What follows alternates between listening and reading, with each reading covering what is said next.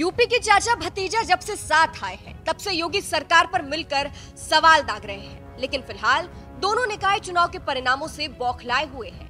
अब टेंशन इस बात की हो रही है कि बीजेपी को आने वाले लोकसभा चुनाव में कैसे हराना है, योगी सरकार को कैसे जवाब देना है। इसी सिलसिले में यूपी के चाचा भतीजा ने सीएम योगी आदित्यनाथ को खुली चुनौती दी है। चलिए आपको भी बताते हैं पूरी खबर के बारे में।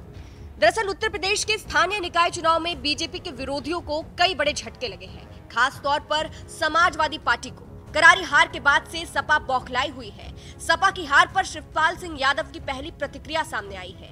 एबीपी की एक रिपोर्ट के मुताबिक हार पर शिवपाल सिंह यादव कहते हैं, ये छोटे छोटे चुनाव थे, इसीलिए इन चुनावों में सरकार की तरफ से धांधलियां भी हुई है। इसके अलावा अधिकारियों और पुलिस के बल पर भी बेईमानी हुई है, लेकिन इसके बावजूद भी सपा ने ये चुनाव पूरी तरह से लड़ा है।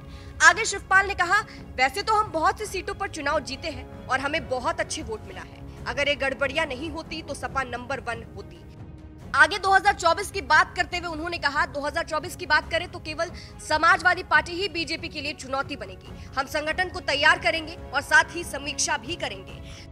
शिवपाल सिंह यादव ने आगे चुनौती देते हुए कहा, जो भी चुनाव में गड़बड़ियां हुई है उसकी समीक्षा करेंगे। हमारी समीक्षा में इसकी जो भी वजह सामने आएगी, लेकिन मैं इतना जानता हूं कि 2024 के लिए संगठन तैयार करेंगे। संगठन को तैयार करके हमारे जितने भी कार्यकर्ता और नेता है उसे ये भी कहेंगे कि पार्टी सर्वोच्च होती है। आगे शिवपाल सिंह यादव ने कहा, हम 2024 में मजबूती से चुनाव लड़ेंगे और बीजेपी के लिए सपा चुनौती बनेगी। 2024 में बीजेपी को हराने का काम सपा करेगी। संगठन को मजबूत करके इतना जानते हैं कि 2024 में समाजवादी पार्टी, भारतीय जनता पार्टी और संगठन ऐसा संगठन बनाना पड़ेगा और सभी हम आप समाजवादी पार्टी के लोगों से संगठन को मजबूत करेंगे और समाजवादी पार्टी के लोगों से ये भी है कि संगठन और पार्टी सर्वोच्च होती है।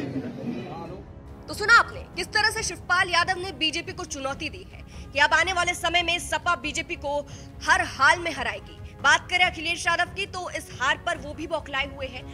उनकी बातों से लग रहा है कि अब वो एक्शन मोड में आने वाले हैं कि कैसे बीजेपी को हराना है और जीत हासिल करनी है। तो अब दोनों के बयान से लग रहा है कि सपा आने वाले चुनाव की तैयारियों में लग गई है और ये हार सपा के लिए एक सबक है। देखना तो एक दिलचस्प होगा कि क्या सच में एक चाचा भतीजा की जोड़ी सीएम योगी आदित्यनाथ को चुनौती दे पाती है। आपको क्या लगता है, कमेंट करके जरूर बताइएगा। चलिए अंत में आपको सुनाते हैं कि निकाय चुनाव के नतीजों के बाद अखिलेश यादव ने क्या कुछ कहा था, सुनिए। तो हम क्यों बात कर रहे हैं आपसे? आखिरकार विपक्ष किससे उम्मीद करेगा काउंटिंग के दिन? चुनाव आयोग से, प्रशासन से? अगर चुनाव आयोग और प्रशासन और अधिकारी सब बेईमान हो जाएंगे और बीजेपी के सारे पर नियम, कानून, संविधान सबकी धज्जियां उड़ेंगी, तो आप उम्मीद नहीं कर सकते हो कि जनता को न्याय मिलेगा। पानी का सेमीफाइनल है, लूट का सेमीफाइनल है और मक्कारी का सेमीफाइनल है। बीजेपी क्या उम्मीद कर सकते हो? आप न्याय मांगे और जिलों का पता करिए, नगर पालिका का परिणाम कब आ गया? 4 घंटे में, 5 घंटे में, 6 घंटे में, 7 घंटे में? क्या मैनपुरी में इतना वोट पड़ा? क्या सुबह शुरू हुआ और अगले दिन खत्म हुई हो काउंटिंग? रिजल्ट कब अपलोड हुआ आप बताइए? क्योंकि उनको हराना था लोधी समाज। आप जीती हुई सीट हारे हैं। लोधी समाज को हराना था, इसलिए उन्होंने इस फैसला लिया। क्या भाजपा भयभीत है? 2024 में वोटिंग 24 भारतीय जनता पार्टी के लिए सफाया वाला साल होगा।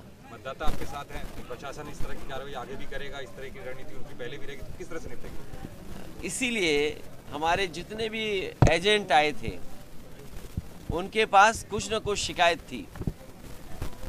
आखिरकार सबक क्या सीखा हमने?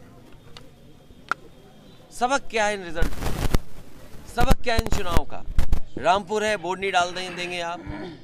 एटा में मुस्लिम इलाका है, उसमें वोट नहीं डालने देंगे आप। आपके बगल में मैं मिल के आया, चेयरमैन जीत गया, उससे कहा कि परिणाम मिलेगा, बैठो। और बताइए क्या मिला बेवर वाले को बाद में? इसलिए और तैयारी तो पिछली बार लोकसभा में भी यही थी, जो इन्होंने चेयरमैन के चुनाव में किया, लोकसभा में भी यही तैयारी थी। आपने सवाल ठीक पूछा है कि अगर प्रशासन अधिकारी मिलकर के इस तरह लूट करेंगे तो आप क्या करेंगे? इसका जवाब जनता देगी।